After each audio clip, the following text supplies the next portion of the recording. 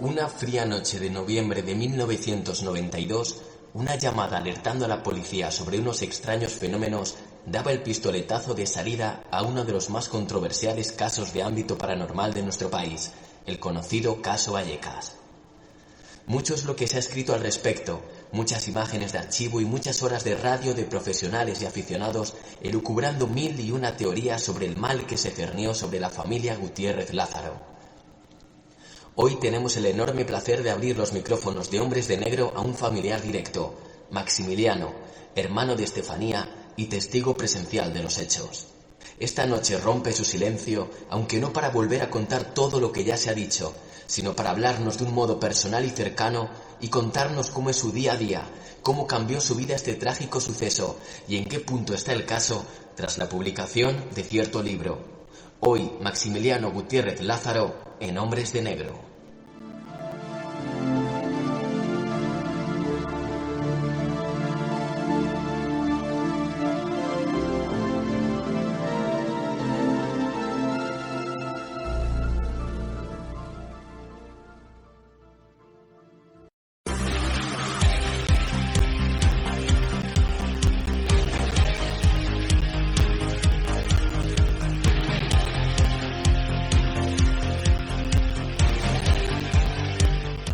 Uno de los casos más misteriosos en nuestro país, siempre entre esa fina línea que separa la verdad del fraude. Maximiliano Gutiérrez Lázaro, bienvenido a Hombres de Negro, ¿qué tal? Muchas gracias, bien hallado, ¿qué tal? Todo bien. Pues muchas gracias por aceptar venir aquí a Hombres de Negro a estar con nosotros, porque sé que no te prodigas mucho en programas de radio, en podcast, ni en prensa escrita. No, la verdad es que no quiero ningún tipo de protagonismo y por eso no suelo salir en ningún lado, a no siendo que sean gente para mí seria y que me guste su forma de trabajar. Pues ahora vamos a viajar al pasado, si quieres, hasta la década de los 90, más o menos 1990.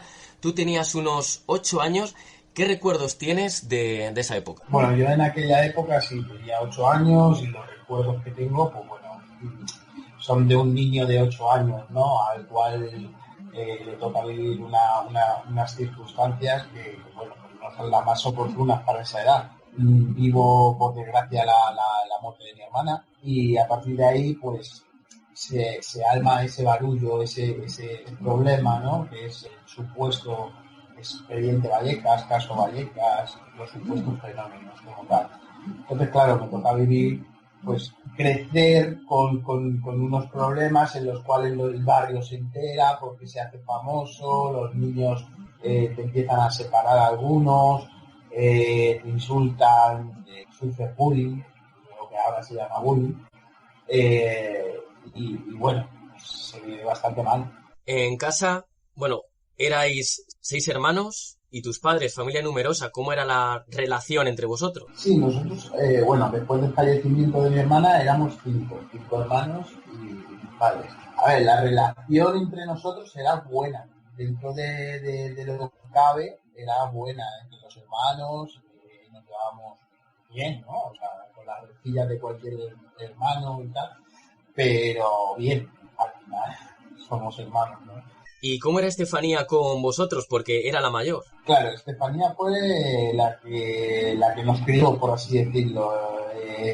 Era una madre para todos. Creo que en eso coincidimos todos los hermanos. Vamos, no creo, estoy seguro de que coincidimos todos los hermanos. Mi hermana era una madre para todos. Antes del suceso, de ese llamado caso Vallecas, ¿en casa había algún aficionado al ocultismo o al misterio? No, para nada. Esto es un bulo que se dio después de todo a la prensa, se empezó a correr a través de internet, que mi hermana Estefanía era adicta al ocultismo, tal, pero para nada. O sea, en ningún momento en mi casa se hizo una ouija, en ningún momento se hacían temas de parapsicología, de ocultismo, No, para nada. Es decir, no hablabais de cosas así. No. Hay un suceso que me gustaría que nos aclarases aquí en Hombres de Negro.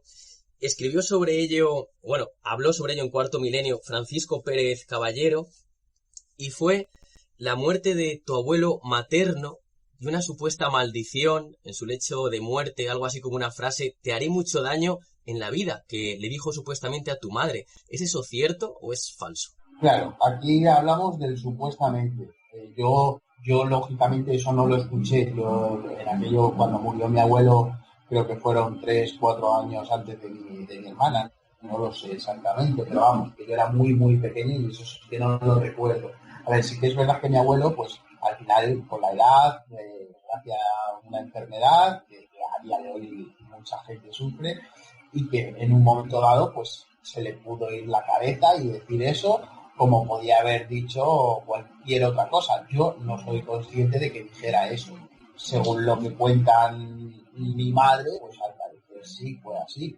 Entonces, esto nace desde tu madre. Ella dice que fue así. Claro, así es. Y bueno, ya lo has comentado antes, no había ningún aficionado al ocultismo en tu familia. Entonces, Estefanía nunca habló en casa sobre hacer la ouija. No, para nada. Es más, yo pondría en tela de juicio, y no es por nada, pero a día de hoy, pondría en tela de juicio hasta esta famosa ouija. Principalmente porque no, después de intentar hablar con la profesora, ya no solo a día de hoy, sino anteriormente, o sea, cuando empezó todo, nunca salió esa profesora diciendo, oye, que es verdad, aunque sea a la familia contándoselo, o yo por lo menos no estaba allí, no vi esa ouija y a mí nadie me dijo, ninguna tercera persona me dijo, sí, se hizo esa ouija. De hecho, la ouija sale a relucir cuando mi hermana fallece, un año después, que alguien, y volvemos a poner el punto en común, alguien le cuenta a mi madre que mi hermana había hecho la ouija. Por tanto, volvemos a poner ese punto en común. Hizo la ouija, no la hizo, ¿quién dice que hizo la ouija? No sé si me entiendes por dónde voy. Sí, pero esa supuesta ouija que ahora pones en tela de juicio, supuestamente fue en el año 1990 en el Colegio Aragón. Estefanía junto a unos amigos la estaban haciendo y fueron sorprendidos por una profesora. Sí, aunque ahora parece ser que no solo por una profesora, sino por el director, por otro profesor, por mi hermana. O sea, de repente han empezado a salir gente de ahí que nadie anteriormente no estaban. Un tal Diego Chacón, cuando al principio de la historia todos fueron amigas, o sea, eran unas amigas y de repente aparece, un tal Juan Chacón, el cual no ha salido en ningún otro sitio. Y le he buscado yo personalmente, porque, es por hablar con él y saber qué había pasado en ese momento. Yo te puedo decir que a día de hoy yo he estado en el colegio, he preguntado por ese famoso Juan Chacón y no aparece su nombre en el colegio. Una cosa importante, Maxi, parece que se han ido uniendo testigos o apareciendo testigos con el paso de los años. Importante, Marianela se sitúa allí. Claro, ella se sitúa allí, de repente. Claro, aquí hay dos posturas. Mira, yo te voy a ser muy sincero y te voy a ser muy sincero desde el principio. Aquí hay dos posturas. Una persona que quiere sacar un lucro de todo esto, ¿vale? Y otra gente, en el que me meto yo, que no hemos sacado ningún lucro, ni estamos vendiendo libros, ni películas, como se dice, que yo he colaborado en una película, tal. Esto más adelante te explicaré por qué se hace, ¿vale? Pero yo no he cobrado un duro y lo tengo demostrado, al contrario de que otras personas sí tienen que vender un libro, tienen que hacer negocio de todo esto, entonces interesa, pues eso, aumentar. Solo hay que seguir a esta persona en las redes sociales, o sea, cómo actúa, cómo habla, qué es lo que dice, sus intervenciones en radios y demás. Es que a mí me sorprende que si no os enterasteis después de que Estefanía hiciese la ouija, os lo tuviese que contar una tercera persona y tu hermana Marianela, estando allí, no dijese nada en casa. Claro, es que ahí está el tema. A ver, hasta qué punto. A ver, ella cuenta su verdad, ¿no? Igual que yo cuento la mía. Yo no le quito su verdad, porque aquí cada uno vivimos lo que vivimos, en nuestras cabecitas cada uno tenemos lo que tenemos y allá cada uno con ello. Ella cuenta su verdad, ella dice que estaba ahí, de repente apareció ahí. Yo te puedo decir que como yo me baso en las pruebas, y no en las pruebas de hoy en día, sino de la investigación que hay de por medio que hicieron en su momento, y perdóname que si no te importa lo cite, Dimensión Límite, donde tienes más de 13 horas de audio de aquellos años, no del 2000, de lo que digamos ahora, hermanos, tal, no, de aquellos años, de los 90. Porque al final lo que te diga yo, o lo que te diga mi hermana, o mi otro hermano, al final no importa, lo que importa son los testimonios aquellos. Y se ha hablado mucho, Maxi, de que en los días posteriores a esa ouija el carácter de tu hermana Estefanía cambió radicalmente. Era como una persona distinta. Es que ya te digo, como no sé si se hizo esa ouija o no, mi hermana en ningún momento cambió su forma de ser, para nada. O sea, yo en ningún momento la he visto cambiar en su forma de ser nada. Simplemente ella empieza a tener una sintomatología pues probablemente de una epilepsia, y digo probablemente porque es lo que dicen 6 médicos forenses, no lo digo yo, lo dicen 6 médicos forenses, uno de ellos, el cual le hizo la autopsia a mi hermana, y lo dice a viva voz. Entonces, ella probablemente empezó con los principios de epilepsia y le estaban estudiando, pero ella en ningún momento su forma de ser cambió para nada. Tu hermana fallece un 14 de julio de 1991 y también se cuenta que un día antes, el 13 de julio, ataca a tu hermana Marianela, se abalanza sobre ella. ¿Viviste ese momento?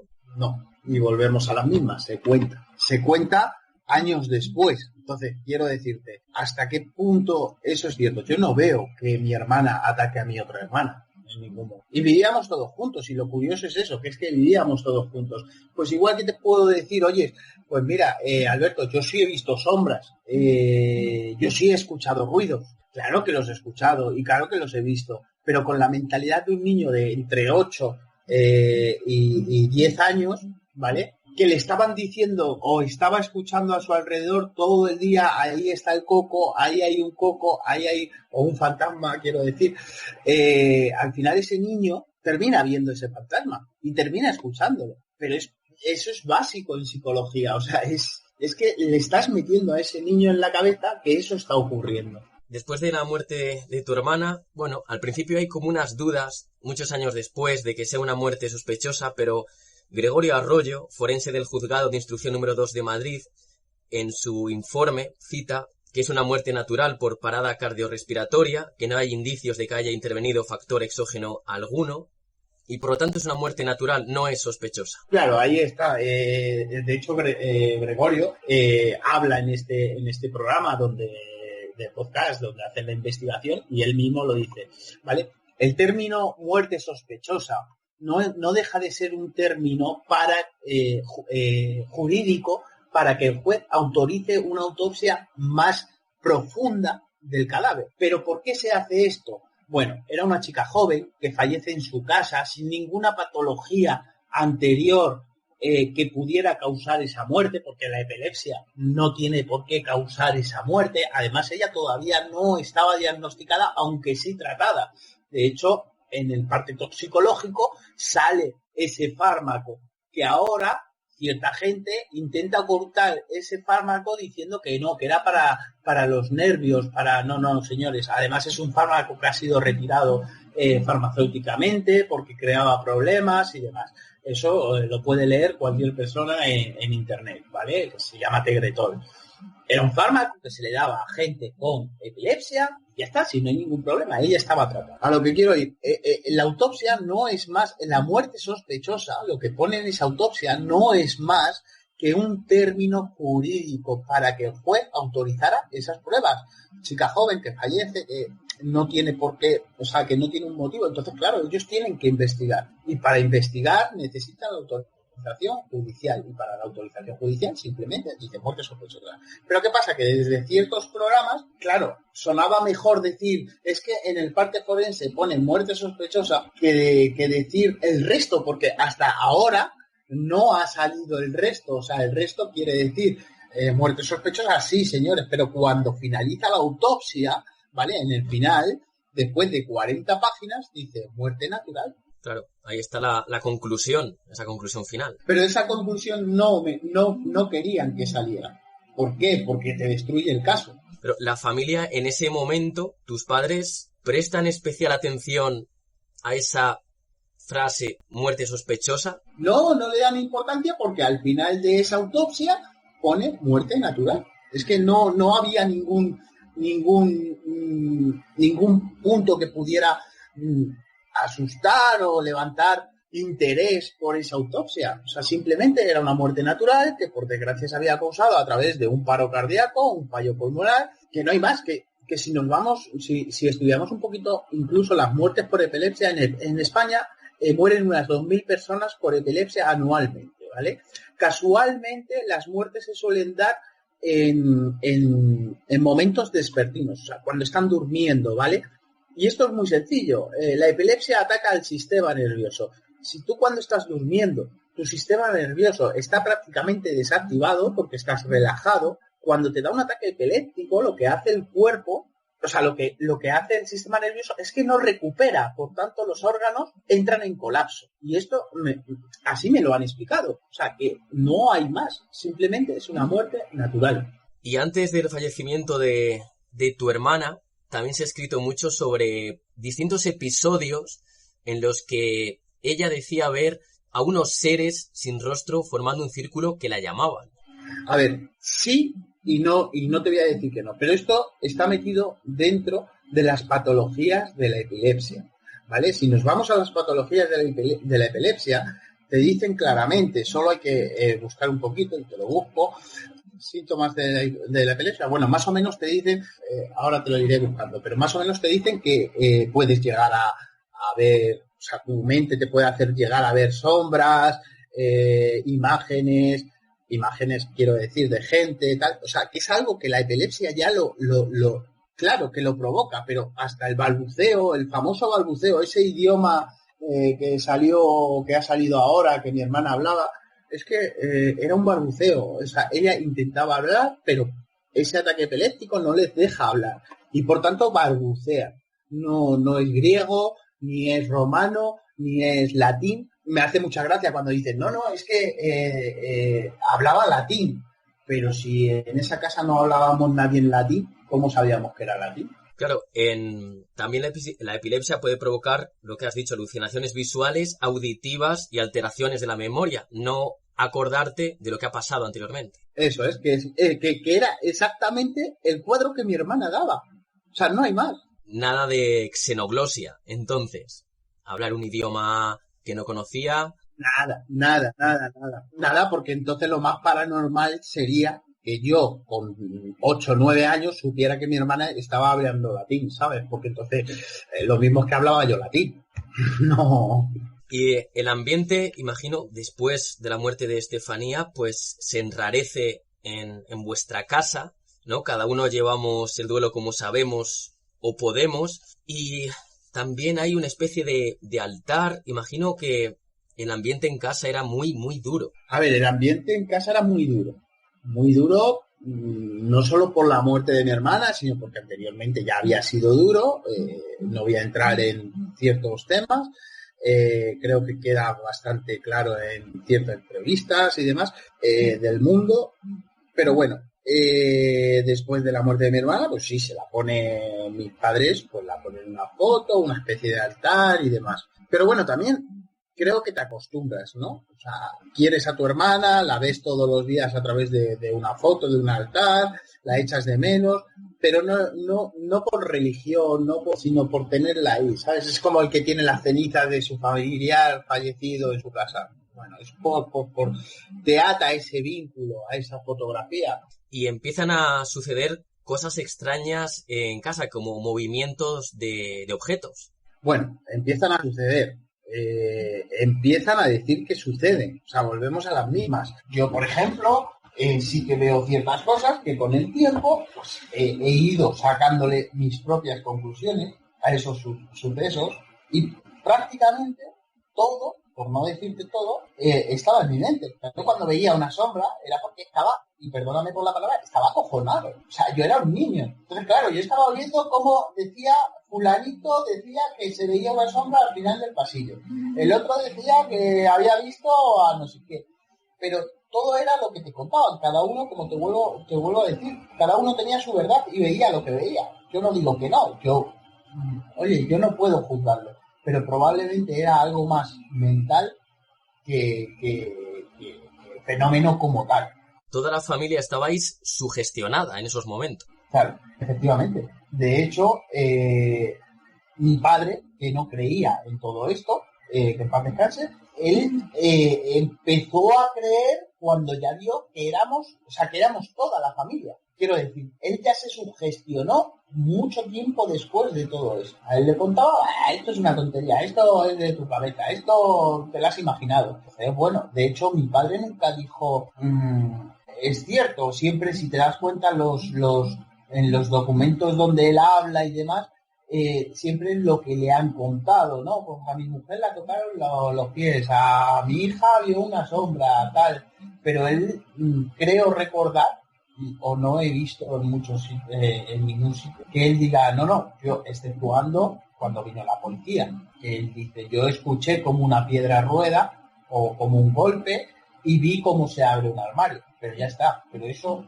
cuando entremos en ello, te daré todos los datos de ese famoso parte que hizo tan famoso el expediente. Hay un informe de un grupo de investigación que acude a vuestra casa en la que sus conclusiones se pueden leer en la página web del Ojo Crítico. Una de ellas es: el detonante del poltergeist es Concepción Lázaro de la Iglesia, tu madre, que pudo sufrir alteraciones psicopatológicas debido a su especial vivencia de la situación en la que se encontraba. Y le ocurren hechos extraños, presumiblemente debido a la impregnación ambiental que existe, y que también hay como un fenómeno de sugestión transferida, transferencia sugestiva a los demás miembros de la familia. Claro, blanco y en botella leche. O sea, quiero decir que lo tienes ahí. O sea, es que ese parte que sí que no es un parte oficial, de hecho, esto lo saca Pablo Moreira en su página, ¿vale? Yo me pongo en contacto con él en el 2012 porque no me gustaba o no me parecía bien cómo estaba planteado en ese blog el tema del parte ¿vale? Entonces yo le comento ciertas cosas y ellos deciden cambiar y poner que ese parte no es un parte oficial de la Seguridad Social y demás, ¿vale? Que es un parte que lo dan unos psicólogos, unos tal, sí, todos profesionales, ¿vale? Y por tanto tiene la validez que tiene a nivel oficial. Porque bueno, en ese parte se dicen cosas bastante fuertes y en ese momento no me parecía correcto que se dijeran esas cosas y se afirmaba categóricamente. Sí que es verdad que son profesionales, que son médicos, son gente que sabe del tema y bueno, ahí tienen el parte, si es que no hay más, ahí lo tienen, lo pueden leer y que la gente saque sus conclusiones. Mira, yo quiero dejar una cosa clara, yo no quiero que nadie me crea, fíjate lo que te digo, no quiero que crean a este que está hablando conmigo, quiero que vayan a los datos, que cojan los datos, que ahora ya sí que hay todos los datos, ¿vale? Y luego saquen sus propias conclusiones, porque yo puedo decir lo que quiera. Ahora bien, los datos están ahí, el negro sobre el blanco está ahí. Este informe fue realizado por el grupo FEDINE, con Luis Rivero a la cabeza, diplomado en Parapsicología Superior, Enrique Sánchez, Mónica y Carlos. Fueron las 4 personas que formaron ese equipo de investigación de ese informe Poltergeist Vallecas. Y nos metemos en el año 1992, Maxi, el caso salta a la prensa, Diario 16, Noticias de Antena 3, Interview, Tribuna. Ahí ya era imparable. Ya no solo era en vuestra casa, ya era a nivel nacional. ¿Tú cómo viviste esos momentos? Pues imagínate, un niño de 10 años en aquel momento, porque claro, vamos a ir poniendo edades y fechas. O sea, yo nazco en el 82, esto pasa en el 92, por tanto yo tenía 10 años, porque hay gente que está diciendo que yo tenía 5 años. Vamos a echar cuentas, si yo nazco en el 82 y esto sucede en el 92, tengo 10 años. Creo que con 10 años ya te vas acordando de muchas cosas, ¿vale? O sea que esos recuerdos se quedan, y más cuando es algo traumático, ¿vale? Pues ¿cómo lo voy a vivir? Lo vivo, pues eso, como un niño de 10 años que en vez de jugar a las canicas en el parque se tiene que esconder porque viene su niño del barrio, porque además vivíamos en un barrio donde, pues bueno, y se mete contigo hasta que, lógicamente, saco los dientes y empiezo a defenderme. Gracias a eso, yo creo que que no me hicieron más daño de lo que me hicieron a nivel psicológico, que podía haber sido mucho peor, claro. Año 1992 y has dicho bien, vamos a poner fechas. Ricardo nació en 1975, Querubina en el 77, Marianela en el 79, tú en el 82 y José Luis, el hermano pequeño, en el año 90. Que ahí tenía 2 años. Eso es. Y en esos momentos duros que ya el caso salta a la prensa, también hay grupos de investigación que acuden a vuestra casa. Hubo muchos engaños, hubo gente que intentó sacar partido de todo eso. Ahí vino de todo. Mira, vino desde... Pero bueno, como creo que pasa ahora mismo en el mundo del misterio, al final salen grupos de todo tipo y allí fue de todo, de todo. Desde gente que iba a cogerse la cogorza del siglo porque se emborrachaban, porque decían que así tenían una puerta abierta del más allá, que de ese grupo, por ejemplo, viene la palabra crápula, el famoso crápula, ¿vale? Fue un grupo que vino a casa, chavalitos, chavales de 20 y tantos años que se dedicaban a investigar, entre comillas, y le dijeron a mis padres que necesitaban esto así, necesitaban alcohol para poder comunicar con el más allá. Entonces, cuando mis padres ven aquello, dicen, sí, ¿no? Pues vale, pues vamos a dárselo. O sea, más que nada, ese se tomó a risa. Fíjate lo que te digo, porque es que además eran un espectáculo. Bueno, pues de ahí sale el tema de crápula. Le dicen a mi madre en un momento dado, pues esto es un crápula, tal, no sé qué. Date cuenta que nosotros, en tema de parapsicología, lógicamente no teníamos ni puta idea y empiezan a salir unas palabras que, claro, te lo estaban diciendo gente que supuestamente sabía de esto. Y tú, además, querías creerte. Entonces, claro, todo lo que te contaban, al final, era transmitido a los medios. Vosotros abríais las puertas a todo aquel que quisiera investigar. A todos. No, vamos, en mi casa nunca se cerró la puerta a nadie porque supuestamente estaba pasando. Y claro, a ver, ¿cómo te lo digo? Sin dañar, porque somos muy sensibles, ¿sabes? ¿Cómo te digo? Sin dañar la sensibilidad de nadie. Claro, es que había gente que quería creer en ese fenómeno y claro, se abrían las puertas. Y hay un personaje que apareció por allí, en vuestra casa, que estuvo unos cuantos meses investigando, el famoso Tristan Breaker, que tuvo un enfrentamiento muy fuerte con tu familia en un programa. Esta noche cruzamos el Mississippi. Sí. Este hombre apareció por allí, le abriste las puertas y en cierto modo se aprovechó. Este hombre hizo lo que cualquier otro muy famoso ahora mismo en el mundo del misterio, porque aquí hablamos del señor Tristan Breaker, ¿vale? Que se aprovechó y eso no hay que negarlo. Pero también se han aprovechado sacando durante 15 años, por lo menos en un solo programa, o sea, en un programa de sus temporadas, el caso Vallecas, aún sabiendo de que no había caso como tal. Han sacado provecho otros haciendo un libro.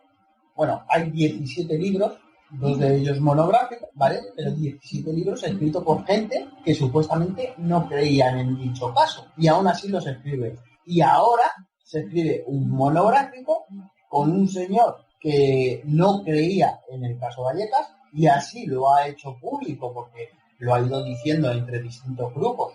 Yo conozco gente que lo ha dicho, es más, él en Onda Cero dice, no, si a mí no me interesa el caso Vallecas, lo que me interesa es vender libros. Entonces, cuando hablamos de Tristan Baker se ha aprovechado de la familia, sí, pero es que hay muchos más detrás. La verdad es que Tristan Baker se tiró mucho tiempo en mi casa, pero oye, por lo menos el hombre se desplazaba a mi casa y hacía el subnormal, con perdón, pero por lo menos estaba ahí. Hay otros que fueron, y estos sí que fueron a hacerse la foto y a echarse el vídeo de turno, hemos estado aquí, y sin embargo lo han estirado durante más de 30 años. Tú, Maxi, en ese año 92, por ejemplo, cuando van estos grupos de investigación o Tristan Breaker, ¿tú ahí querías creer o creías en lo que estaba sucediendo? Claro, yo creía en lo que veía. O sea, yo veía a un tipo que venía vestido de negro, que se cogía un péndulo, y yo no sabía lo que era un péndulo, y aquello empezaba a menearse, claro, que lo meneaba él con la mano. Luego, con el tiempo, te vas haciendo... vas, porque a mí me gusta, me ha tenido que gustar, entre comillas, el tema del misterio y he empezado a leer, he empezado a estudiar, pero no de ahora, sino desde que tengo 15 años he intentado demostrar el tema de la muerte de mi hermana. De hecho, yo en foros he hablado, cuando antiguamente solo existían los foros, he hecho que quitaran artículos porque decían que mi hermana era drogadicta o que era tal, porque aquí todo el mundo se va pegando golpes de pecho, pero nadie hacía nada. Y sin embargo, yo tengo datos, correos con gente del tema del misterio, donde les explico lo que pasaba hasta aquel momento, lo que yo podía explicar y lo que no. Porque yo hasta hace bien poco había cosas, bien poco entre comillas, había cosas que no podía explicar. Es más, lo del famoso cuadro que se quema, le doy una explicación ya cerrada para mí, ¿vale? Cuando di el programa a Centinela del Misterio, porque me pongo a investigar, saco la fotografía que está en internet y yo hasta aquel momento tenía la duda todavía. Tenía la duda porque supuestamente y según la ley de la física no puede haber fuego entre un cristal y un portafotos, ¿no? O sea, la parte trasera del portafotos. O sea, físicamente no hay oxígeno entre medias, entonces no hay fuego. Claro, cuando yo tiro de la fotografía de internet, sale quemada, ¿qué tal? Me di cuenta de que, y cualquiera lo puede mirar, de que detrás de esa fotografía no había tabla. O sea, en realidad la foto sí que hay oxígeno por detrás. Sí que está al descubierto. Eso es. ¿Cómo se quemó? Pues mira, te voy a decir lo mismo que te he estado diciendo hasta ahora. Yo no lo vi, por tanto no sé cómo se quemó. Mi teoría me la guardo para mí, porque volvemos a las mismas. Hay mucha sensibilidad. Y nos desplazamos hasta una noche de noviembre de 1992, ese famoso informe policial cuando acuden 2 patrullas a vuestra casa en la calle Luis Marín, en Vallecas, Madrid. Allí los agentes de policía, al parecer, oyen y observan como una puerta de un armario perfectamente cerrada, cosa que comprobaron después, se abrió de forma súbita y totalmente antinatural. Además, escucharon un fuerte ruido en la terraza donde pudieron comprobar que no había nadie. Y además esas babas que aparecen en la mesita que sostenía el teléfono. Bueno, que ellos identifican como babas porque era una mancha de color marrón consistente. Además, el tema del crucifijo. ¿Qué es lo que pasó allí esa noche? A ver, te voy a ir desmontando punto por punto. Vamos a empezar, por ejemplo, por el tema del armario. Estos policías llegan al domicilio y te voy a poner el escenario. Se encuentran a una familia desesperada en pleno noviembre en la calle, y esto lo dicen los propios policías, ¿vale? Y tienen que subir a un 4º piso en un ascensor donde la persona que les acompaña les empieza a contar que que ha habido un fallecimiento de un familiar, que a partir de ahí han empezado a suceder ciertas cosas paranormales, que se mueven cosas, que tal. Claro, estás montando un escenario sin quererlo, pero lo estás montando. Los policías, no por llevar una chapa o una pistola, dejan de ser personas. Son personas susceptibles a cualquier manipulación psicológica. Y esto fue lo que pasó. Volvemos a las mismas. Ellos se encuentran con una familia acojonada, y con perdón de la palabra, acojonada. Suben a esa casa y mientras están subiendo le dicen, no, es que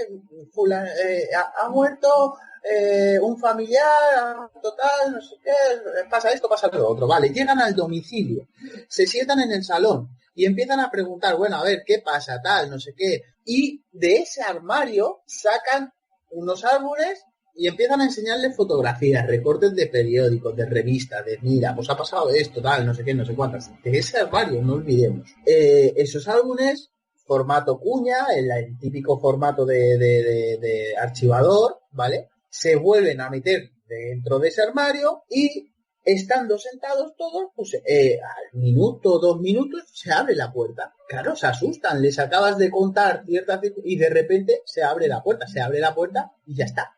O sea, y para mí, es que uno de los archivadores estos se escurre, pega a la puerta, porque era un armario viejo, era el típico armario de aquellos años, aunque no hacía falta que hubiera mucha fuerza para abrir esa puerta. Vale, pues esa puerta se abre, pues ya está abierto, no ha pasado nada, venga. Seguimos hablando. Siguen hablando, se van. Claro, se dice, no, es que los policías salieron corriendo. No. Vamos a ver. Aquí lo que hubo es que vinieron 6 policías, de los cuales 4 de ellos dijeron, mira, aquí no hay ningún delito, no hay nada que investigar, ¿para qué vamos a estar? Supongo que sería así, ¿sabes? ¿Para qué vamos a estar en un domicilio que queda el comisario este y otro más? Bueno, el comisario, el inspector este y otro más, pues porque les interesaría el caso, porque querrían ayudar de algún tipo de, pues eso, que nos sintiéramos cómodos o protegidos por ellos, no lo sé. El caso es que se quedan y los otros 4 se van por eso, porque no ven nada, simplemente eso. Vale, vamos al tema del golpe. El golpe blanco y en botella leche, es mi hermano el que tira la piedra en la terraza. Se dice que la terraza, porque claro, aquí hay que buscar excusas, porque yo tengo que vender, ¿vale? Entonces se dice que la terraza, que cómo se podía tirar una piedra desde un balcón a una terraza que estaba a no sé dónde, y se empiezan a reír de todo esto. Pues mire, señores, éramos 5 niños en ese domicilio. Piedras podía haber, yo qué sé, como, no sé, pues que te la había subido, yo qué sé, cualquier cosa. A mi hermano le dicen que tire algo, y en lo que pilla es una piedrecilla, pues lo que ve por ahí, coge esa piedra y tal. Esa terraza tendría unos 5 metros, no, miento, unos 4 metros de largo, ¿vale? Donde finalizaba, había una despensa, ¿vale? De metal, la típica despensa con cristales de metal, ¿vale? Que las puertas son el aluminio. Y el balcón desde donde se tira esa piedra está a menos de 1 metro de la terracita. O sea, que están diciendo que estaba a 20 metros, pero es que son tontos, porque lo que lo dicen, tienen una fotografía en su propia web donde se ve perfectamente la ventana y la ventana del este. Entonces, si pones tú una foto, macho, que estás descubriendo tú mismo. Pero bueno, esa piedra cae en la terraza, golpea en la despensita, y tenemos el golpe y tenemos las cazuelas. Cosa que se escucha, o sea, que el propio policía y mi padre dicen, hemos escuchado como una piedra rodar, y se escucha como unas cazuelas, un estruendo. Esto lo dicen ellos de su propia boca, blanco y en botella, y luego está mi hermano, que reconoce el hecho. Ya está. Desmontemos las babas. Dicen, no, es que cómo se engaña un inspector de policía, porque en aquellos años esos inspectores estaban súper preparados, porque Vallecas, la droga, ¿qué tiene que ver la droga con un domicilio donde pasa un fenómno por TV? Pero bueno, son muy listos. Una casa de 120 metros cuadrados. Entran al domicilio, se ponen a hablar. Vamos, yo no soy muy listo. Habría que preguntarle a los policías, pero si no hay indicios de delito, se van a empezar a fijar si hay babas en una mesita que mide 30 centímetros en una casa de 120 metros cuadrados. Incluso si alguno ve algo, puede ser una simple mancha. No, es que como estos chavales ahora dicen que es un potito, jaja, porque es que se ríen de mí cuando yo digo que podía ser un potito. Y digo, podía ser un potito. Yo en ningún momento estoy diciendo algo fuera de lo normal. Había un niño pequeño, en ese salón comía ese niño pequeño, a las 4 de la mañana un potito. No, son los restos de un potito. He dejado el potito ahí, se ha caído algo y se ha quedado ahí. O sea, no hay más. El niño a las 4 de la mañana no se comió el potito, lógicamente, pero a las 9 de la noche o 10 sí. Lo que no hacemos es limpiar 120 metros cuadrados a las 10 de la noche, ¿me entiendes? Pero bueno, yo ahí le doy mi explicación, y mi explicación lógica es que el potito se había caído encima de la mesita y ya está. Y no se habían fijado porque no tenían por qué fijarse, que luego cuando ellos ya empiezan a ver ciertas circunstancias y empiezan a sentir ciertas cosas, miedo, lo que tú quieras, es cuando se fijan, entre comillas. Eso es el tercer punto que me habías dado, ¿no? El cuarto es el del crucifijo. Famoso crucifijo. Ese dato, además, si se leen el parte policial, ellos no dicen que se viera dándose la vuelta, ¿vale? Ni dicen que lo hubieran caído, dicen que la familia se lo cuenta. Ahí está, se lo cuenta, ¿vale? Cuarto punto, y este sí que desmonta todo el parte policial con fenomenología, por así decirlo, ¿vale? Que no es un parte, simplemente una transcripción de la comunicación entre el policía que está en el domicilio y el policía que está en la central. Vale, el famoso caso de los 3 arañazos o de los arañazos en la puerta. Pues señores, esos arañazos sale el doctor Jiménez del Oso una semana antes, diciendo claramente que eso es una semana antes de que llegara la policía. en un programa de televisión diciendo claramente que esos 3 arañazos ya existían en ese póster. Por tanto, ¿quién mente? ¿Jiménez del Oso o el policía? Que dice que se han rasgado en su espalda y que al girarse lo ha visto. Lo que te quiero decir al final es, este policía en Código Cero, creo que se llamaba, o Código 1, el programa de televisión de Jiménez del Oso, este señor, la primera intervención que hace es, bueno, no ha pasado nada fuera de tal, la ciencia tendrá explicaciones, nosotros no, porque o sea, como quitándole hierro al asunto, pero claro, empieza a salir en cierto programa donde sale hasta 4 y 5 veces. En esas 4 y 5 veces en intervenciones solo hay que mirar su testimonio. De un golpe de una puerta ha pasado en su fuerte intervención a ser 12 golpes, dar vueltas la puerta. Señores, ustedes verán. Ese es el informe policial que ha quedado ya perfectamente explicado por ti, Maxi, y nos vamos a ir hasta el año 2017 ya, porque se estrena la película Verónica, dirigida por Paco Plaza y basada un poco, bueno, libremente en el caso Vallecas. Y también se ha hablado mucho de que tú pudiste ser uno de los asesores de ella. Policía, dígame. ¡Ayuda! ¡Ayuda, por favor! Necesito que te tranquilices y me describas lo que estás viendo. ¡Está aquí! ¿Sigues ahí? ¿Hola?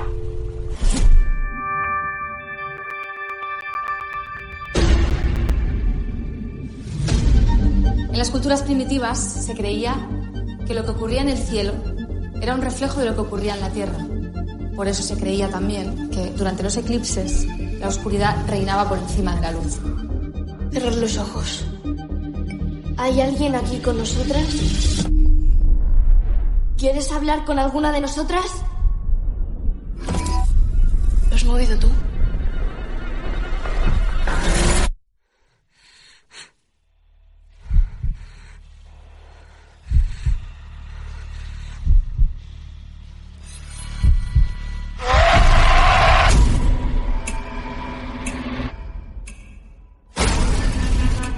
Lo que habéis hecho aquí es muy peligroso.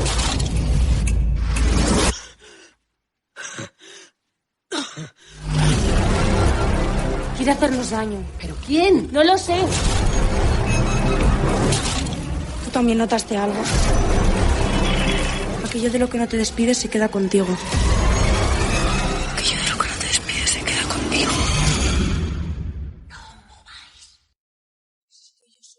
No, mira, yo te explico. A mí, Pablo Moreira, el cual tenía una relación muy buena, me escribe y me dice, oye, Masi, van a hacer una película del caso de tu hermano. Y yo me quedo, ¿cómo? Sí, tal, y total, que me da ciertos datos, tal, y me pongo en contacto con Enrique Lavín, el productor de Apache Films. Y oye, el hombre muy, muy educadamente se pone, o sea, habla conmigo y me dice, mira, Masi, íbamos a hacer algo basado en el caso Vallecas, exclusivamente.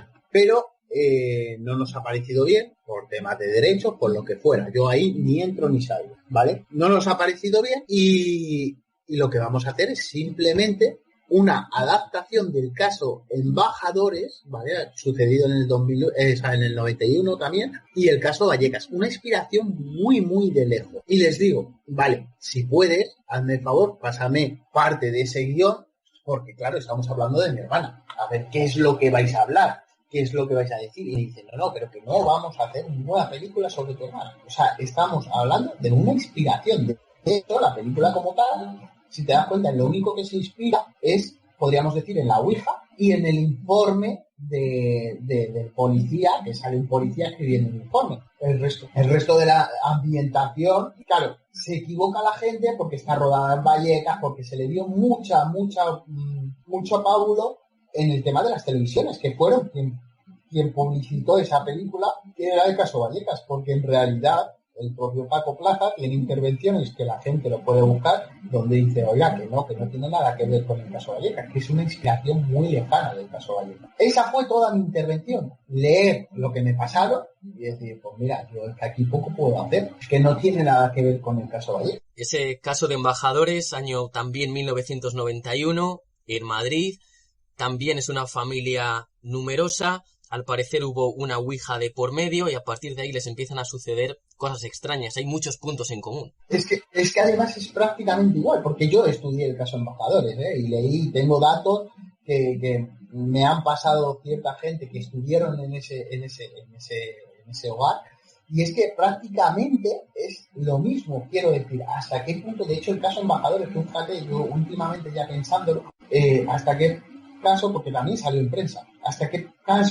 qué momento no pude intoxicar el caso Embajadores con el caso Vallecas. Porque si tú te fijas, muchas de las cosas que se dicen en el caso Embajadores ya sucedían. O sea, en el caso Vallecas ya sucedían en el caso Embajadores. Entonces, lo de la película, lo que te quiero decir es que mi colaboración no fue más que esa, ¿vale? El leer el guión y decir, pues mira, aquí no hay más nada más. Es que yo no puedo obligar a una productora a que no hagan una película simplemente porque se inspire. De hecho, se supone que han denunciado a la productora por derechos, por tal, y no se ha logrado nada. O sea, a mí también me han denunciado 3 veces y tengo los juicios ganados. O sea, es que no tiene mucho sentido. Y otro tema también, bueno, este ya un poco más peliagudo, ese libro que escribe tu hermana Marianela, Mi Verdad, Expediente Vallecas.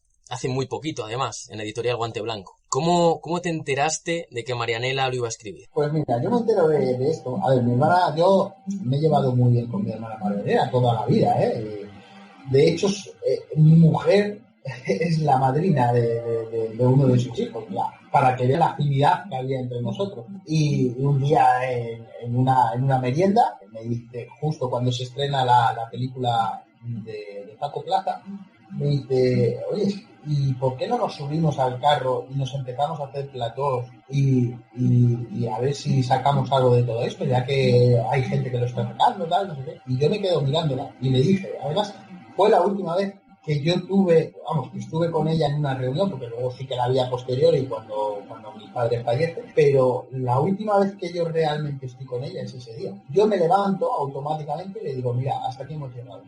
¿Me estás diciendo que quieres negociar o sacar lucro de la muerte de tu hermano? No me parecía. Mira, yo te voy a ser sincero, a mí me han ofrecido mucho dinero, y delante de periodistas, me han ofrecido dinero por hacer documentales, por hacer series.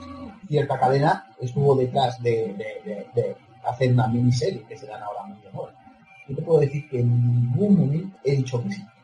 Principalmente porque por honor no puedo hacerle eso a mi hermana fallecida, que es la única que no se puede defender aquí. Entonces ese día yo dejo de hablar con ella. Y tú fíjate, yo le dije en su momento, y esto lo ha sacado a relucir en ciertas entrevistas, porque claro, sabe que en cualquier momento puede salir. Yo le dije que quería escribir mi historia, mi verdad. Esto fue así, y lo tengo además porque su propio editor, su propio escritor, porque ella no escribe el libro, lo escribe otra persona. Su propio escritor me lo reconoce, me da las gracias por darles el título y el formato. Y lo tengo por escrito, o sea, no es algo, yo como todo lo que digo lo tengo negro sobre blanco, si no, no lo digo. Yo le dije en su momento de escribir un libro donde, contaba mi verdad, y mi verdad era esta que cuento. Y que esos beneficios pues los donaría a alguna asociación de madres que han perdido hijos o cualquier tipo de asociación. Un libro tampoco creas que te da para hacer, ¿sabes? Pero bueno, que no era mi intención ganar a través de ese libro. O sea, que el título de mi verdad en realidad lo toma como idea de una idea mía. Y lo de Expediente Vallecas, además yo se lo dije, y pondría Expediente Vallecas porque mi nombre no vende. El nombre de Maximiliano no vende. El nombre de Marianela no vende. Porque nadie nos conoce como tal. Lo que vende es el Expediente Vallecas, y si te das cuenta en su libro, lo que pone en grande es el Expediente Vallecas. Puro marketing, claro, porque el resto no vende. Luego, después de este libro, parece que se han formado como una especie de bando a favor de Marianela y su verdad, y otro bando que sería el de Maxi y su verdad, o los que no creen que pasó algo raro en el caso Vallecas, y se ha hablado de muchas cosas y parece que se ha tornado ahí en una especie de disputa familiar incluso, por lo que se ve en redes sociales, en Facebook, por ejemplo. A ver, pues ya, bueno, a mí me tienen bloqueado, entonces cuando tú hablas de una persona y le tienes bloqueado y no le das el derecho a defenderse, bueno, eso deja muy clara tu posición, ¿no? Dame el derecho a réplica. Yo sé que de mí se está diciendo por ahí que si yo he cobrado, que si yo soy un tal, de mí se han dicho verdaderas brutalidades, ¿eh? O sea, solo hay que meterse en Ivo y leer lo que estas personas que dicen que las están suplantando, cosa que es mentira, van hablando sobre mí. O sea, no tiene sentido ninguno. Pero bueno, sí, se han formado dos bandos. Y en mi caso, mi bando es simplemente el que defiende el honor y la memoria de una persona fallecida, en este caso mi hermana, que no se puede defender y que están vendiendo parte de su vida como una persona poseída. Porque dicen, no, yo es que el libro lo he hecho con todo mi cariño hacia mi hermana. Todo tu cariño, sabiendo que lo que estás diciendo es mentira y diciendo que tu hermana estaba poseída, que se le daba la vuelta prácticamente a la cabeza, que le gritaba, que hablaba idiomas, que tal. No, tú estás sacando un lucro de esto. Esto no es cuestión de un problema familiar de que mi hermana es muy mala. No, lo hubiera hecho con cualquiera y así lo he hecho. O sea, mucha gente de este mundillo con la que yo he hablado ha sido, de hecho, con David Cuevas. Yo con David Cuevas y con Manuel Carballal, la primera vez que hablo es porque dicen ciertas cosas en un programa que no me gustan. Y les llamo y discuto con ellos. Oye, si esto no podéis decirlo en público. No de esta manera. Podréis decirlo de muchas otras, pero no de esta manera. Ya está. O sea, lo he hecho con mi hermana, como lo hago con cualquier otro. Al parecer, después de todo lo que sucedió a Marianela, según cuenta ella, la han perseguido fenómenos extraños, no solo allí en la calle Luis Marín, sino allí donde ha vivido. Hay ahí en mente un segundo libro. ¿A ti, Maxi, te han ocurrido también cosas extrañas? Pero ni a mí ni a nadie. Mira, esa es su verdad, como ella dice, pero yo le animo a la gente que realmente, porque a mí me van pasando ciertas cosas, voy escuchando las entrevistas, solo tienen que escucharla. Escuchen sus entrevistas, si no se aclara, si no se ha leído ni su supuesto propio libro. O sea, en esas entrevistas, o sea, en ese libro, se llama a mi padre Maximiliano 9 veces, porque yo sí me lo he leído, ¿eh? Porque yo para hablar de algo primero me tengo que informar.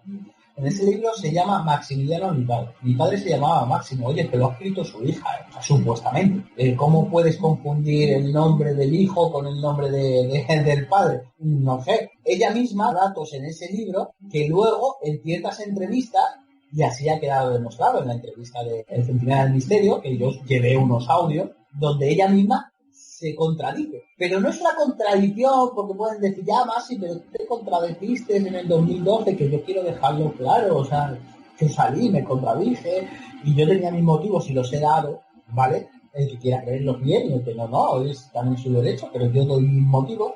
Pero es que no estamos hablando de 6, 7, 8 años, ¿no? Estamos hablando de entrevistas con una diferencia de entre una semana, 2 semanas, un mes. Leche, si te estás contradiciendo, no tiene mucho sentido. Entonces, que se hacen dos bandos, claro. Claro, a ti también se te ha acusado de contradecirte en alguna ocasión, en diferentes entrevistas. No, diferentes no. Yo solo digo una en mi vida, bueno, hasta ahora, que es en el 2012 y se la doy a Dimensión Límite después de la discusión que tuve con ellos por el tema este que te decía del programa, ¿vale? Y se la doy en ciertas circunstancias. ¿Cuáles son? Mi padre estaba enfermo, yo en ese momento acababa de volver, por así decirlo, a casa de mis padres, quiero decir, a volverlos a ver, volverlos porque yo me fui muy temprano, yo sí que me fui muy temprano, cosa que otras dicen que no, eso sí que lo quiero aclarar, en un ratito te lo voy a aclarar, porque además no concuerda, ¿vale? Yo me vi a los 18 años de mi casa y puedo demostrarlo, a mí, por circunstancias, discusiones, mi temperamento, yo era muy distinto a mi madre, siempre me enfrenté a mi madre en ciertas circunstancias, porque yo era así, ¿vale? Y me fui de casa muy temprano. Entonces yo vuelvo después de los años, cuando ya tengo una familia y tal, decido que mis hijos tienen que ver que mi hija tiene que ver a sus abuelos y tiene que conocer a sus abuelos. Yo vuelvo a casa, mantengo una relación afable con madre y con mi padre, y mi padre cae enfermo, ¿vale? Y justo en ese intermedio sale la entrevista, pero yo no sabía cómo hacerla en realidad, y de hecho David lo dice, y en esa entrevista incluso se dice, yo soy muy escéptico a ciertas cosas, hay cosas que puedo explicar, cosas que no, entonces yo me tengo que andar con piel de plomo, porque claro, si yo decía todo lo que he dicho ahora, mi padre, imagínate, hubiera terminado, yo no me sentiría bien diciendo esas cosas que he dicho ahora con mi padre enfermo, principalmente porque hubiera perdido la posibilidad de todos estos años haber estado con mi padre acompañándole durante todo este proceso. Y esa es simplemente el motivo de que yo en esa entrevista en algún momento me pudiera contradecir a mí mismo. Pero oiga, que no me arrepiento, ¿eh? De hecho, en criminología existe la imagen del arrepentido. Creo que no... El que quiera utilizarlo en mi contra, pues que lo utilicen. Yo doy mis explicaciones. Y para cerrar la entrevista, Maxi, imagino que tu afición al misterio tiene algo que ver con lo que pasó. No, claro, a ver, cuando pasas algo y quieres hablar de ese algo, te tienes que informar muy bien. Creo que tienes que estar informado. Lo que yo no puedo hablar de una ouija si no sé cómo funciona una ouija. Yo no puedo hablar de una psicofonía, una parafonía, una psicoimagen si yo no sé cómo funciona todo eso. Dentro de mis posibilidades he ido estudiando, por así decirlo. A mí me hace mucha gracia cuando la gente, licenciados en parapsicología, a ver, no es una ciencia y no hay un estudio como tal. No quiero poner a nadie, ¿sabes? O decir que no seas un profesional, pero como profesión no existe. Seamos sinceros, ¿vale? Se les puede llamar investigadores. Y la gente debería de saber separar entre investigadores y divulgadores. Debería de saber separar eso, porque aquí hay un problema. En el mundo del misterio cogemos a todo y lo metemos a todos en el mismo frasco, investigador con divulgador. Cierta gente del mundo del misterio no dejan de ser divulgadores, no investigadores. Entonces hay que saber separar eso. Yo estudié o me he informado de todo esto porque, claro, yo quería saber qué había pasado. Yo no me cierro a que... Yo no soy un negacionista. Yo no me cierro a que puedan existir fantasmas o que puedan existir... No, pero simplemente no los he visto y los he buscado. Algún día me encuentro con uno de frente, pues empezaré a creer y a lo mejor la ciencia... 5 años después me dicen, no, que esto no era un fantasma, que era, yo qué sé, la energía electromagnética de no sé qué. Bueno, la ciencia me lo tiene que demostrar. Y para que un científico diga esto es así, así, así, se tiene que reproducir en un laboratorio, en un medio controlado. La parapsicología como tal no podemos decir que a día de hoy ha sido demostrada en un medio controlado y repetitivo. No es que yo sea negacionista, pero lo busco. No lo encuentro, lo digo, mira, no lo he encontrado. Lo siento. Me toca de cerca el caso Vallecas. Se ha desmontado el famoso expediente Vallecas. Pues miren, lo siento, pero es que esto es lo que hay. Yo prefiero que sea así a pensar que mi hermana falleció por una posesión. ¿Y formas de contactar contigo, Maxi? No hay. O sea, no. Yo... A ver, he hablado contigo porque además llevamos tiempo que hemos hablado hace tiempo y tal, pero yo normalmente no. Yo tengo mis grupos, tengo mi gente que también me meneo y tal, que sí que saben cómo contactar conmigo, pero de hecho es que ni por Facebook ni tal, porque yo sí que lo tengo más bien cerradito, ¿sabes? No. Principalmente por eso, porque yo no quiero fama. O sea, no seamos tontos y seamos realistas. Y perdona, yo si hubiera querido tener fama, solo tenía que haber dicho, soy el hermano de tal y os voy a contar mi historia, lo que ha hecho mi hermana Marianela. O sea, si hubiera querido tener eso, lo hubiera hecho. Si hubiera querido tener fama, hubiera salido en 20 programas de televisión contando esto que te estoy contando aquí. Hay grupos que me han escrito, obviamente con nosotros a investigar, y tal. No, es que no me interesa. Yo no soy famoso, ni sé de parapsicología, ni soy...